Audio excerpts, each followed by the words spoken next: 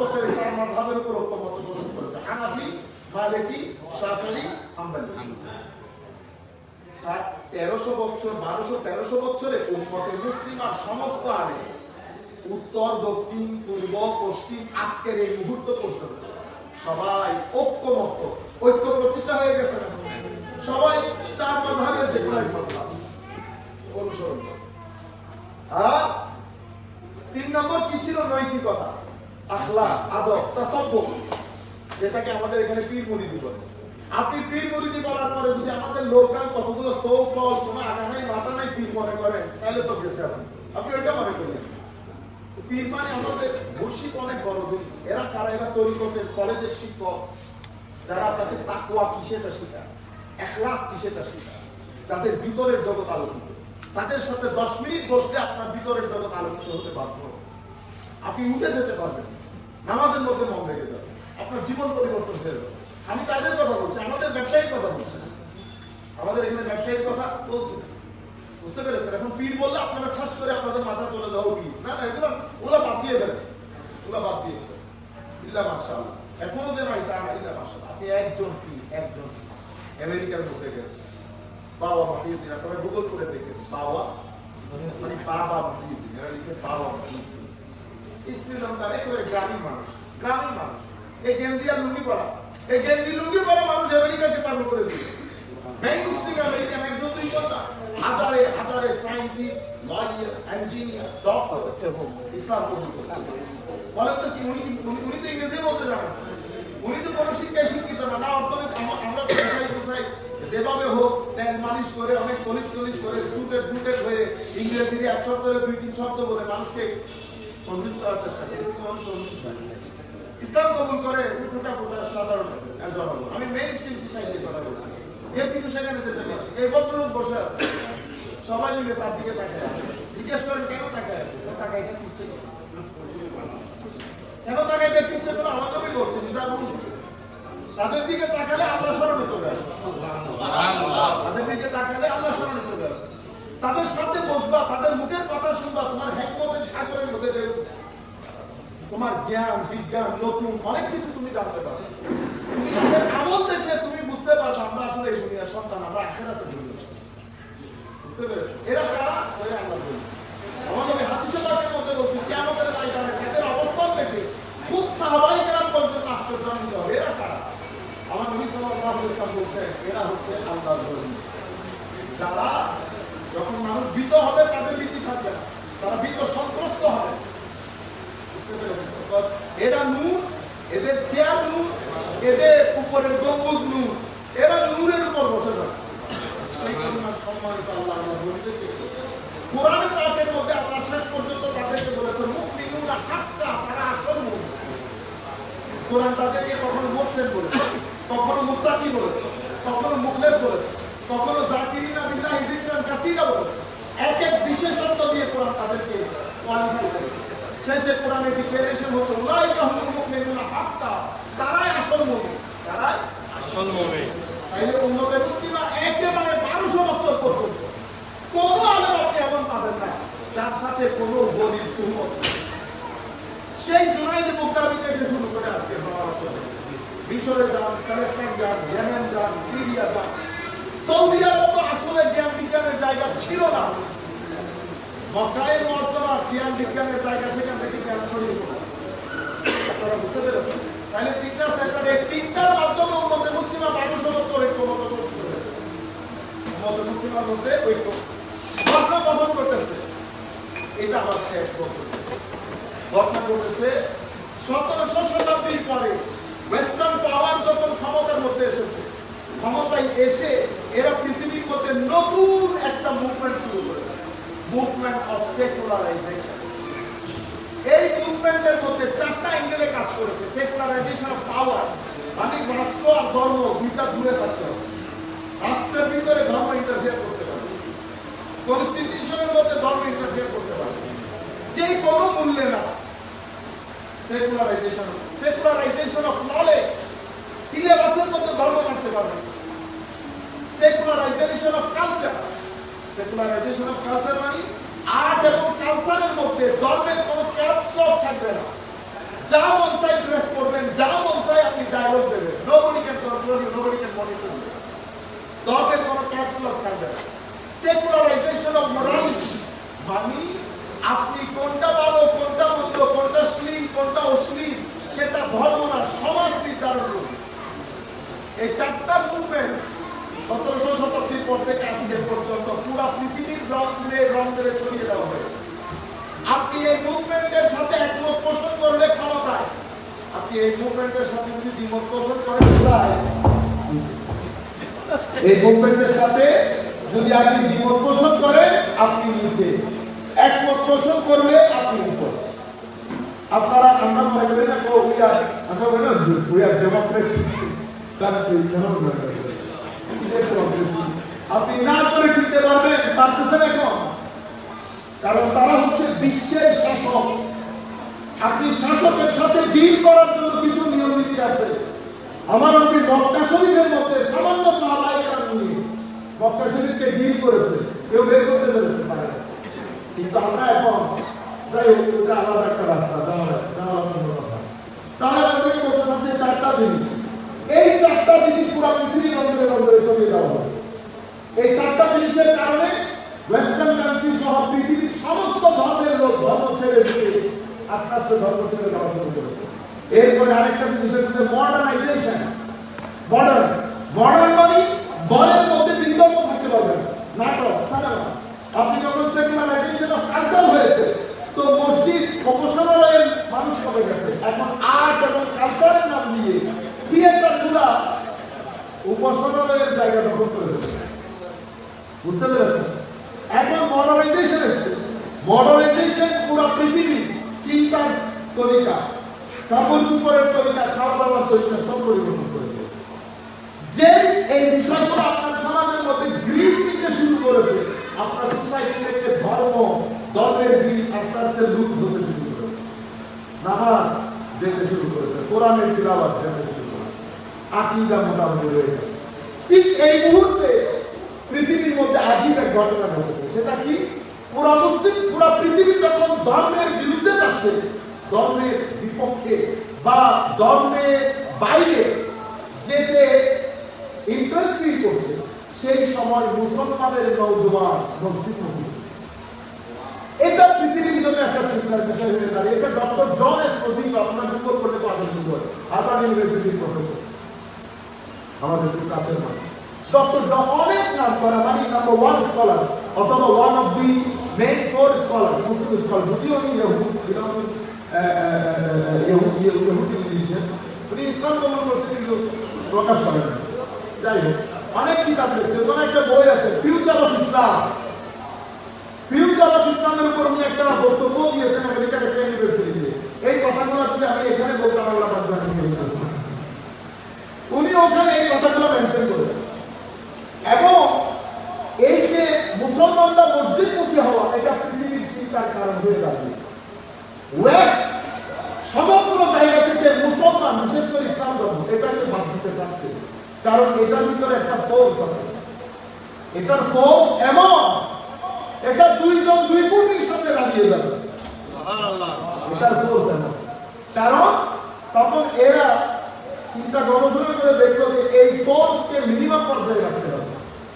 এই ফোর্সের রূপ কি ও এই ফোর্সের মূল স্পিরিট মোটিভেশনের মহব্বত, সবুজ গম্বুজে মহব্বত। এই ফোর্সের মেইন রূপ স্পিরিট, যেটার উপর আল্লামা ইকবাল লিখেছিলেন ওয়েস্টকে অ্যাড্রেস করে, ये फाकश जो मौत से डरता नहीं जरा, रूह मोहब्बत उसकी लहर से निकाल दो। এটা গরিব মিসকিন হইতে পারে, এরা কিন্তু মৃত্যুকে ভয় করে না। এরা মৃত্যুকে ভয় করে না। সাদা কাপড়ে সকাল বিকাল চলা মানুষকে সাদা কাপড়ে ভয় দেখে যাওয়া উচিত কোনো লাভ নেই। আপনার লোক থাকতে পারে, আমার লোক থাকতে পারে, কিন্তু সত্যিকার অর্থে যারা মুসলমান তারা সাদা কাপড়কে ভয় করে না। সাদা কাপড়ে জড়িয়ে রাত দিন সকাল বিকাল থাকে, ওদেরকে সাদা কাপড়ে ভয় লাগে না। আপনি বুঝতে পেরেছেন? বিশ্ব এই জিনিসটাকে ভয় করে। এবং তারা বদর, উহুদ, খন্দক, এগুলো সবকিছু তাদের কাছে স্পষ্ট। জিহাদের বিষয়টাকে এখন মানুষের সামনে রংলি উপস্থাপন করতে হবে, প্রপাগান্ডা করতে হবে। কিভাবে করবেন?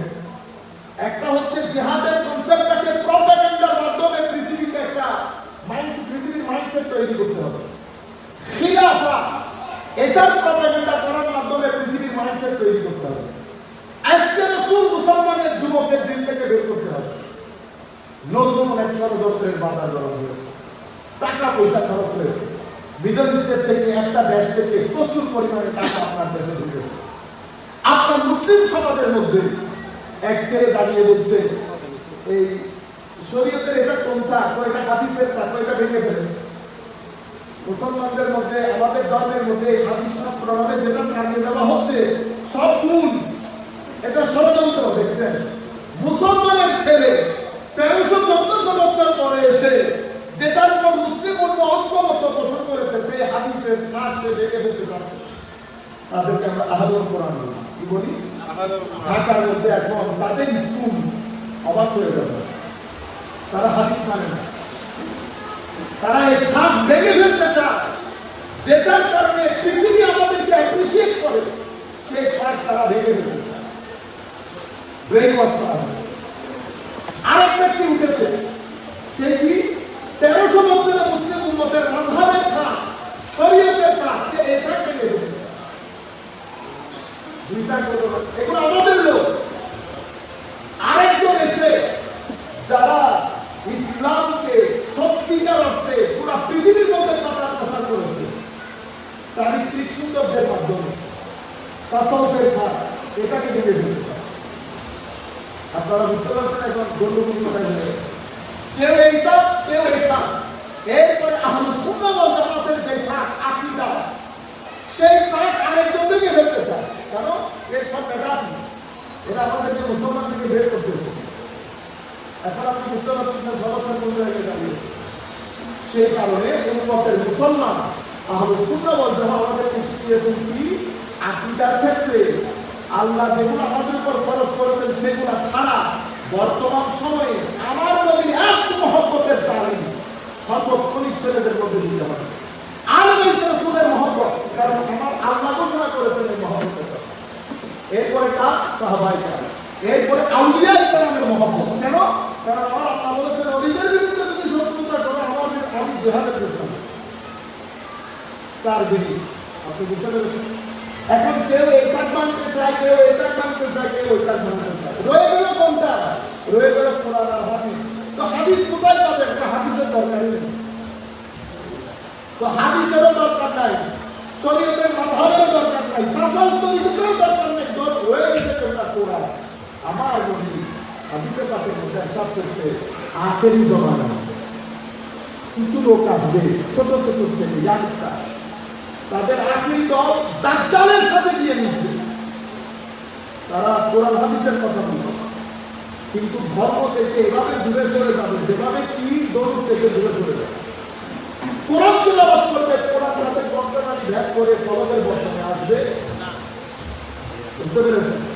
আরেক দল উঠে তারা এখন কি বলছে? একদল তো হাদিসের রাসূলের খাত, শরীয়তের খাত, তরিকতের খাত। আরেকদল উঠে বলছে নবী তো আখেরি নবী না, তো আখেরি নবী কে? কমলা মুহাম্মদ কাদিয়ানী। কোন ধর্ম নিয়ে এতটুকু ষড়যন্ত্র হয় নাই যতটুকু এখানে হয়েছে। তো আমি আপনাকে তখন প্রশ্ন করতে ইচ্ছে করে না, হুজুর আপনি 92 কোথায় পাইছেন? বাংলাদেশের মাদ্রাসাতে লেখাপড়া করে 99% দারিদ্র সীমা নিচ থেকে উঠে আসা লোক। আমি আপনাকে যখন জিজ্ঞেস করতে ইচ্ছে করে না, হুজুর আপনি টাকা কোথায় পাইছেন? হুজুর এত বড় ব্যাংক সাজিয়েছেন, বাংলাদেশের সবচেয়ে বড় ব্যাংক আপনারটা, আপনাকেই টাকা কে দিয়েছে? প্রত্যেকে এসেছে, উনি কেন দিলেন আপনাকে? আমার জিজ্ঞেস করতে ইচ্ছে করবে না।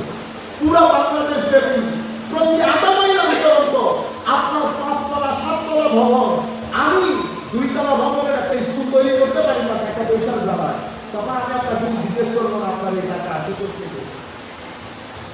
বুঝতে পেরেছেন? এই মাইন্ডসেট তৈরি করা হয়েছে। এরপরে সমাজের একটা শ্রেণীকে উগ্রবাদী করে ফেলা হয়েছে। এই উগ্রবাদীটা কেন করা হয়েছে? যাতে তাসাউফ ভিত্তিক ইসলামকে এই উগ্রবাদীরা দিয়ে পৃথিবীর মাইন্ডসেট তৈরি করে বদনাম করা যায়। এরপরে একদলকে উগ্রবাদী করেছে, আরেক দল দাওয়াতের নাম দিয়ে কলেজ ছেড়ে দিয়েছে, ইউনিভার্সিটি ছেড়ে দিয়েছে, ডাক্তারি ছেড়ে দিয়েছে। উনি কোথায় যান? উনি চিন্তাতে যান। উনি কোথায় যান? উনি দাওয়াতের কাজে। কে দিয়েছে আপনাকে দাওয়াতের কাজে? কি করেন আপনারা? কোরআন হাদিসের কিছু আউট অফ কনটেক্সট এনে এগুলাকে ইন্টারপ্রেট করে যুবকের ব্রেন ওয়াশ করে। যে ধর্মের মূল বাণী, প্রথম বাণী ইকরা, সেই ধর্মের মানুষ ইকরা ছেড়ে দিয়েছে দাওয়াতের কাজে। বলেন তো দেখি, আমার নবীর লক্ষাধিক সাহাবায়ে কেরামের মধ্যে দাওয়াতের কাজ, পড়ালেখার কাজ কয়জন করেছেন? আমার নবীর প্রতি সাহাবী 113 জন, লক্ষাধিক সাহাবায়ে কেরাম, প্রতি সাহাবী। আমার নবী সবাইকে কি দাওয়াতের কাজে লাগিয়ে দিয়েছেন? কৃষির কাজ কে করেছে? মনে রাখবে, ইসলামী শরীয়তের কিছু বিষয় সবাই জানবে, ফরজ সবাই জানবে, আকীদা সবাই জানবে, সবাই জেনারেল ফিজিশিয়ান, কিন্তু স্পেশালাইজেশন দাওয়াতের কাজ কে করবে, লেখালেখার কাজ কে করবে, ব্যাখ্যা বিশ্লেষণের কাজ কে, কৃষির কাজ, অর্থনীতির কাজ কে করবে।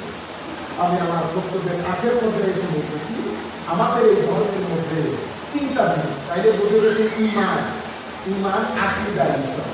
আকীদায় আমরা আহলে সুন্নাহ ওয়াল জামাত। এটা কত বছর? এটা কত 1200 বছর আমাদের নাম আকীদায় আহলে সুন্নাহ ওয়াল জামাত। শরীয়তে আমাদের মুসলিম মিল্লাতের যে কোনো ইমামকে জিজ্ঞেস করেন আকীদা কি, উনি বলবেন আহলে সুন্নাহ ওয়াল জামাত। আপনি আজকে এই দুনিয়ার মিশন যান, আকীদা কি, আহলে সুন্নাহ ওয়াল জামাত। সুরিয়া যান, ফিলিস্তিন যান, ইয়েমেন যান, সমস্ত লোক আপনাকে বলবে আহলে সুন্নাহ ওয়াল জামাত। এরপরে আমলের ক্ষেত্রে আমল কি? আমল হচ্ছে প্র্যাকটিক্যাল ডেমনস্ট্রেশন, নামাজ, রোজা, হজ, যাকাত, এই বিষয় আপনি প্র্যাকটিক্যালি ডেমনস্ট্রেট করতেই হবে আপনাকে। নামাজ না পড়ে ঘুমাতে যাওয়া, এটা আমি শব্দটা আপনাদের জন্য ব্যবহার করতেছি না, এটা আপনারা ভুলে যান। এটা মানে অনেকটা ওই মা বাবার খাওয়া দাওয়া, মা বাবার খেয়ে দে ওই মা বাবাকে বৃদ্ধাঙ্গুলি দেখতে চলে যাওয়া, এটাকে কি বলেন আপনারা বলেন, এটা আমি আর না বলি। এই কাজ করবেন না। নামাজ বাদ দিয়ে এখানে মানুষ শুয়ে পড়বে, শব্দ চলে গেছে, আপনি কোরআন পাঠ করতে পারেন না, এটা কেন করবেন? কবরের জন্য না, কবর আল্লাহ দেখবে, দুনিয়ার জন্য শান্তি পাবেন না। যাই হোক, মাযহাবের ক্ষেত্রে গত 1300 বছর ধরে হানাফি, মালিকি, শাফিঈ, হানাফি চার মাযহাবের উপর কেন? কারণ এরা সবাই কোরআন হাদিসের গভীর জ্ঞানের মালিক। গত 1300 বছরের সমস্ত আইমায়ে কেরাম এক বাক্যে মেনে নিয়েছে। ইমাম হুজুর গৌসুল আযম আব্দুল কাদের আল জিলানী রাদিয়াল্লাহু আনহু, নবুয়তের আকাশে আমার নবীর অবস্থান যেমন, বেলায়েতের আকাশে হুজুর গৌসুল আযমের অবস্থাও। শুধু কি বলি, ওনার সময়কালে পৃথিবীর সবচেয়ে বড় আলেম, 13টা বিষয়ে 7 দিনে 3 দিন পড়াইতেন। 70,000-এর মতো লোক ওনার মজলিসে বসত, শত হাজারে যুগের ইমামগণ মজলিসে বসত। সেই গৌসুল আযম অন্য মাযহাব বানান নাই তো, আমলি মাযহাব অনুসরণ। আকীদা কি? আহলে সুন্নাহ ওয়াল জামাত আশআরী। মাযহাবের ক্ষেত্রে হাম্বলি। আপনারা গাজালি হুজ্জাতুল ইসলাম মাযহাব বানাইতে পারতেন না, কিন্তু মাযহাব শাফিঈ। আকীদা আহলে সুন্নাহ ওয়াল জামাত। এখন ছেলেদেরকে বোঝানো হয়েছে লাগবে না। আর এদিকে নৈতিকতা, আখলাকের ক্ষেত্রে, আদবের ক্ষেত্রে উম্মত যে কোনো একজন আল্লাহর নবীর সাথে নিসবত রাখত। হযরত বেহলুল মাজজুব, ইমামে আযম আবু হানিফা রাদিয়াল্লাহু তাআলা সময়কালের লোক, পাগল মজজুব টাইপের লোক, আমাদের মালয়েশিয়া রহমতুল্লাহ আলাইহি। আমি গত কিছুদিন আগে একটা অনুষ্ঠান ছিলাম, আমাদের মাহমুদুল ইসলাম রুহুল সাহেব ছিলেন, উনি কথাগুলো শোনাচ্ছেন, আমি শুনতেছি। আমি মালয়েশিয়া রহমতুল্লাহ, আমি তখন নাম শুনছি, যাব পরে আমি আমাদের স্থানীয় ওই যে যারা বর্ডার গার্ড দেয় এরকম একজনের কাছে স্পিড করছিলাম, আমাকে বললাম যে আমি মালয়েশিয়ার কাছে যাবো, স্পিড কোডটা দিয়ে আমি যাবো আর আসবো, আমার বেশিক্ষণ বসতে পারবো। তো আমি গেছি, উনি আমাকে নতুন স্পিড কোড দিয়ে নিয়ে যাচ্ছে, করতে যাওয়ার পরে স্পিড কোড নষ্ট হয়ে গেছে, যেতে যেতে বিকাল হয়ে গেছে। বিকাল হয়ে যাওয়ার পরে এখন উনি তার বেরোবে, ততক্ষণ পরে বেরিয়েছে। বলা হয়েছে মাহমুদুল ইসলাম তখন করি স্থানীয় কমিশনার কাউন্সিলে, তখন বাবা নাম করা স্বাভাবিক হবে। তো হযরত মালয়েশিয়া রহমতুল্লাহ আলাইহি বলতেছে, না না এলে তাড়াতাড়ি এলে 2 মিনিট 1 মিনিটে যাবে, এগুলো নাই জানা যাবে, বুঝছেন? এরপরে আমরা লম্বা কথা আরেকবার আমাদের এই যে রিয়াদ সাহেব, আনিসুল ইসলাম রিয়াদ সাহেব, তখন পড়াশোনা, তখন মন্ত্রী, আমাদের দেশের সরকারের মন্ত্রী, উনি সহ গেছেন মানসবতের দরবার, আল্লাহ নবীর দরবারে এগুলো তো দিয়ে বসে থাকে। আর আলেমরা এই সমস্ত দরবারে দিয়ে বসে থাকে। এটা ছাড়া আল্লাহ নবীর আলেমদের আলেমরা মন্ত্রীর দরবারে যায়, মন্ত্রী ওদের দরবারে গিয়ে বসে আছে, খবর নেই হুজুর কখন বের হবে, কোন মন্ত্রী নেই না যাবে, কাজে তো চলে আসতে হবে। তখন কিন্তু মন্ত্রী আমাদের তখনকার নাকি এই যারা প্রশাসন ছিল গেছে, যাওয়ার পরে খবর কিছু তো আসতে তো আসছে ডাকছে একটা বলে কি একটা ভিতরে বসাইছে, তো ইবে এরিয়ান সিদ্ধান্ত চাইব আর ইবে বাইরে বাইরে। তো কিছুদিন পরে উনি কি হয়ে গেছে, পররাষ্ট্রমন্ত্রী মাহমুদ ইসলাম চৌধুরী হয়ে গেছে চট্টগ্রামের মেয়র। বুঝতে পারতেছি এগুলো আজিব জিনিস, এগুলো আপনি তাল করে মিলাইতে পারবেন। আমাদের বাবা মাহিউদ্দিন রহমতুল্লাহ, আমি নিজে জিজ্ঞেস করছি যিনি বর্তমানে ওই ওনার পেনসিলভেনিয়াতে ওনার মাজার, ফিলাডেলফিয়া পেনসিলভেনিয়াতে মাজার, পেনসিলভেনিয়া শহরে ওনার বিশাল মসজিদ, সেই মসজিদটা এখন সব আমেরিকান রাইট একেবারে এশিয়ান মসজিদ। তো ওখানে যিনি কিতাবের দায়িত্ব, বইপত্রের দায়িত্ব, উনি কোনো লেখাপড়া জানতেন না। উনি এইরকম সেম এরকম একটা মজলিস বানাই শোনার জন্য বড় উচ্চার করে উনি এভাবে বসে গিয়ে তাকে কি কথাগুলো বলতেন। তারা শ্রীলঙ্কার এক মহিলাকে হায়ার করে আনছে, উনি এটা ইংরেজিতে ট্রান্সলেট করে দিন, ইংরেজিতে ট্রান্সলেট করে 70টা বই হয়েছে। আপনি যদি জিনিসগুলো করেন আপনি পাগল হয়ে যাবেন, এই ব্যক্তি বলে কি। ওনার মজলিসের মধ্যে এই ধরনের লোকগুলো বসে আল্লাহ বলি স্বাভাবিকভাবে একমাত্র কথাবার্তা করে, বুঝতে পেরেছেন।